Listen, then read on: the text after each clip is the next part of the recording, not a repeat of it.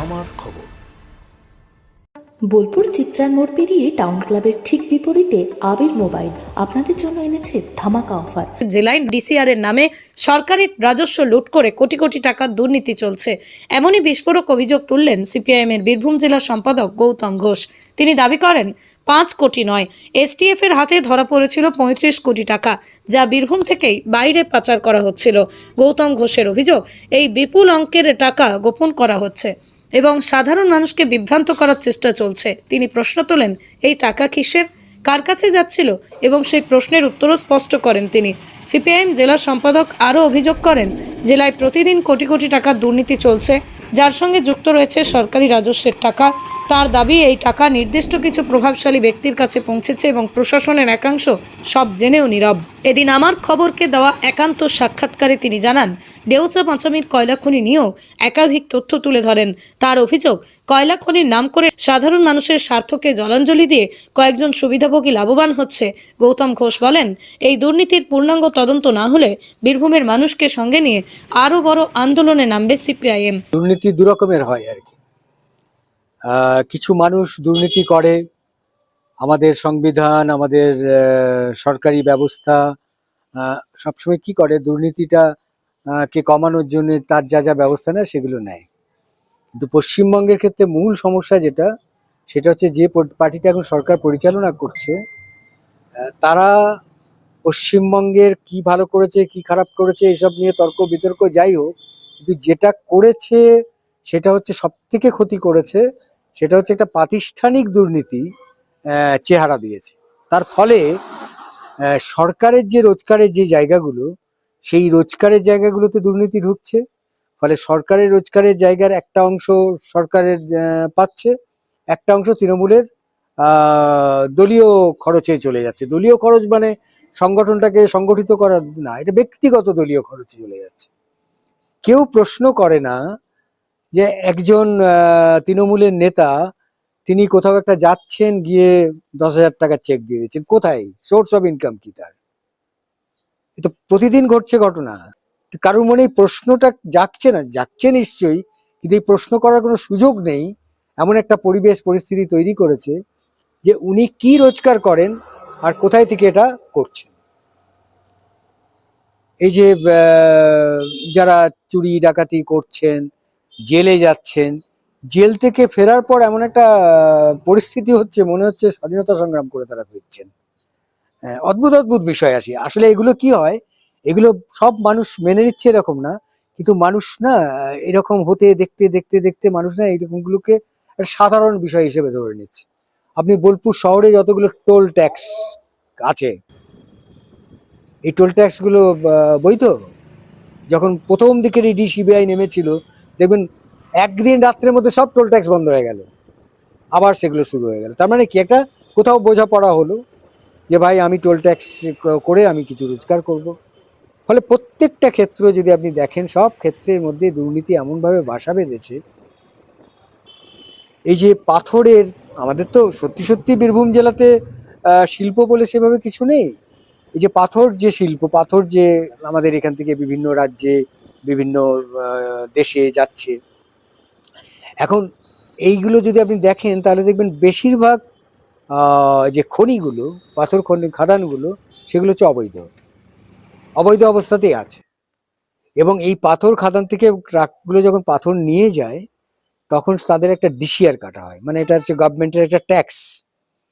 সেই ডিসিআর দেওয়া হয়েছে একজন বিশেষ ব্যক্তিকে দায়িত্ব, তিনি নকল ডিসিআর করে প্রায় প্রতিদিন কয়েক কোটি টাকা করে রোজগার করেন। রাজস্ব কমছে, এটা তো তথ্য আছে, এই তথ্য আপনি বার করতে পারবেন। আমাদের কাছে যেটুকু তথ্য আমরা পেয়েছি, মানে 2 বছর আগেও যেখান থেকে 250 কোটি টাকা রোজগার হতো ওই পাথর শিল্প থেকে, এখন সেটা হয়ে গেছে 150 কোটি। এবং এটা কমছে আর কি, মানে এটা কি বলে, প্রতিদিন প্রতি বছর কমছে ফিনান্সিয়াল ইয়ারে। তো পাথর তো আরো বেশি যাচ্ছে, আরো বেশি পাথর উঠছে, কিন্তু সরকারের আয়টা কমে যাচ্ছে। ফলে এই যে 250 থেকে 150 কোটি হলো, টাকার পরিমাণ তো কমার কথা না, এমনি সাধারণভাবে ইনফ্লেশন যা আছে তাতেই টাকা বেড়ে যাওয়ার কথা। ফলে এই 100 কোটি টাকা কোথায় গেল? এই 100 কোটি টাকার হিসাব কে নেবে? 100 কোটি টাকার মধ্যে একটা বড় অংশ পেয়েছে রাজ্য তৃণমূল, আর আমাদের জেলাতে যে তৃণমূলের নেতাদের দেখছো যারা রাজা মহারাজা হয়ে ঘুরে বেড়াচ্ছে, তাদের সোর্স অফ ইনকাম হচ্ছে সেইটা। এই যে কিছুদিন আগে ধরা পড়লো না, দেখবেন ধরা পড়েছিল কিছুদিন আগে, বললো 5 কোটি, ওটা 5 কোটি ছিল না, 35 কোটি টাকা ছিল ওটা। এবং ওই টাকাটা খবরে বড় করে বেরোলো, ধরেছে পুলিশ। এবারে আর কোথাও খবর দেখেছেন কি যে ওই টাকাটা কোথায় থেকে এসছে আর কার কাছে যাচ্ছিল? তাহলেই তো সবটা পরিষ্কার হয়ে যেত। একটা গাড়িতে আমি 10 কোটি ধরলাম, 5 কোটি ধরলাম, সেটা একটা নিশ্চয়ই সরকারিভাবে অবৈধ ব্যাপার। কিন্তু এই টাকাটা সোর্স কি, কোথায় থেকে এই টাকাটা আসছিল আর কোথায় যাচ্ছিল, এইটা যদি ধরা যায় তাহলে দুর্নীতির পুরো ক্ষেত্রটাকে ধরা যায়। কিন্তু দুর্নীতির ক্ষেত্রটা যারা ধরেছে তারা জানে, এবং তাদের সমর্থনে এই দুর্নীতি চলছে। তো কেস হয়েছে, একটা জনস্বার্থ মামলা হয়েছে। সেই জনস্বার্থ মামলা উঠবে যেদিন যদি জাজেরা কোনোভাবে ইন্সপায়ার না হয়ে, মানে কারোর দ্বারা ইনফ্লুয়েন্স না হয়ে যায়, তাহলে ঘটনা ঘটবে। আপনি যদি ইয়েতে যান, কি বলে, দেউচা পাচামি কয়লার খনি ওরা এমন ভাবে শুরু করলো, মনে হলো এই প্রথম বোধহয় কয়লা দেখতে পেলো। তা তো নয়, এটা বহু বছর ধরে কয়লা আছে, এটা ইয়ে হতো। কিন্তু এনভায়রনমেন্টালি এটা কয়লা তোলাটা ঠিক হবে হবে না, এই নিয়ে তর্ক বিতর্ক ছিল অনেকগুলো। রাজ্য ডিনাই করেছে, নেয়নি। বীরভূম জেলা হঠাৎ নিয়ে নিল, পশ্চিমবঙ্গ সরকার নিয়ে নিল। তারপরে একটা বিজনেস সামিটে মমতা ব্যানার্জি বলছেন যে কাল থেকে কয়লার খনি শুরু। এটাতেও আপিল হয়েছে,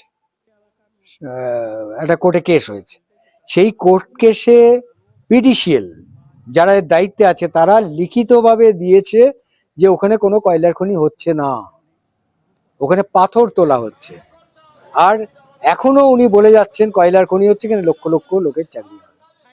মানে মিথ্যাচারটা একদম ওপর থেকে নিচ অব্দি। এই যে ডিএম এসপি এখানে যারা ছিল, আগে যিনি ডিএম ছিলেন, এসপি যিনি আছেন, তো তৃণমূলের দুটো গ্রুপের সঙ্গে ভাগ হয়ে গেছিলেন।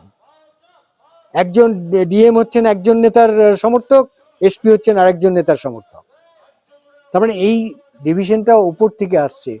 পুলিশের লাইনে একটা টাকা যায় তৃণমূলের রাজ্যের কাছে, আর একটা এই সাধারণ অ্যাডমিনিস্ট্রেশনের লাইনে টাকা যায়।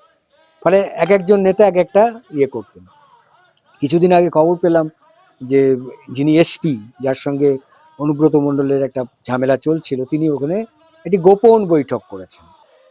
গোপন বৈঠক করেছেন মানে কি, ওপর থেকে অর্ডার এসছে, ভাই নির্বাচন আসছে, আমরা এক হয়ে গেছি, মমতা অভিষেক এক হয়ে গেছে, এবার কাজল কেষ্ট তোমরা এক হয়ে যাও।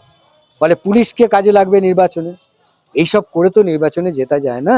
ফলে সাধারণ মানুষকে এটা ভয়ের আবহে রাখতে হবে, বুথ দখল করতে হবে, পুলিশকে সঙ্গে রাখতে হবে, সাধারণ অ্যাডমিনিস্ট্রেশনকে সঙ্গে রাখতে হবে, তাই জন্য বসেছেন।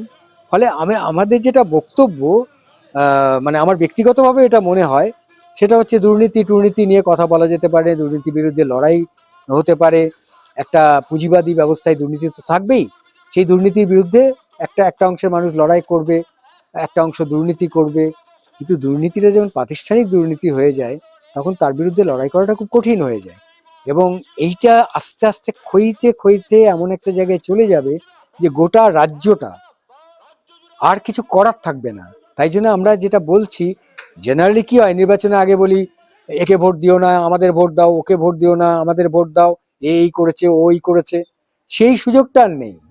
ওই জন্য আমরা বলছি বাংলাকে বাঁচাতে হবে। বাংলাকে বাঁচাতে হবে মানে বাংলা মরে গেছে তা নয়, বাংলার যা ক্ষতি হচ্ছে সেই ক্ষতি থেকে, মানে বাংলাকে সরিয়ে আনতে গেলে এই সরকারটা পরিবর্তন, এই দুটো দলের যে প্রভাবে যে সরকারটা চলছে, সেই সরকারটার পরিবর্তন ছাড়া এটা সম্ভব না। সরকারি আয়ের যে সোর্সগুলো, সেইগুলো দুটো ভাগে ভাগ হয়ে যাচ্ছে, একটা তৃণমূল দল পাচ্ছে, একটা সরকার পাচ্ছে।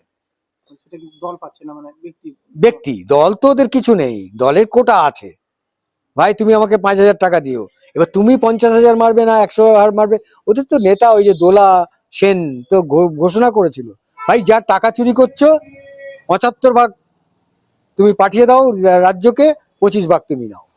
তাহলে আমার 25 ভাগ যদি 5 কোটি টাকা হয়, আমার মনে হতে পারে আমি 25 ভাগ যদি 10 কোটি টাকা করতে পারি, তাহলে আরো বড় ব্যাপার হবে। হ্যাঁ, মানে কোটি কোটি টাকা দুর্নীতি হচ্ছে বললে কম বলা হবে। প্রতিদিন, ওই যে বললাম 35 কোটি টাকা, এটা দুদিনের আয়, এটা প্রতিদিন গাড়িতে করে যায়। নট দ্যাট যে ওই দিন সেদিন গাড়িতে করে গেছে, সবাই জানে। ডিএম জানেন, এসপি জানেন, সবাই জানেন। বোলপুর চিত্রার মোড় পেরিয়ে টাউন ক্লাবের ঠিক বিপরীতে আবির মোবাইল আপনাদের জন্য এনেছে ধামাকা অফার। ন্যূনতম 399 টাকার কেনাকাটা করলেই পেয়ে যাবেন উপহার blanket, induction, school bag, trolley bag, আরও কত কি। বাজাজ এবং টিভিএস ফিন্যান্সের মাধ্যমে সহজ কিস্তিতে স্বাধীন মোবাইল কেনার সুযোগও দিচ্ছে আবির মোবাইল। নানান আপডেটের জন্য যুক্ত থাকুন আবির মোবাইল বোলপুর ফেসবুক পেজে। বিস্তারিত জানতে যোগাযোগ করুন 9064532956 এই নম্বরে। দেখতে চোখ রাখুন আমাদের ফেসবুক ও ইউটিউব চ্যানেলে।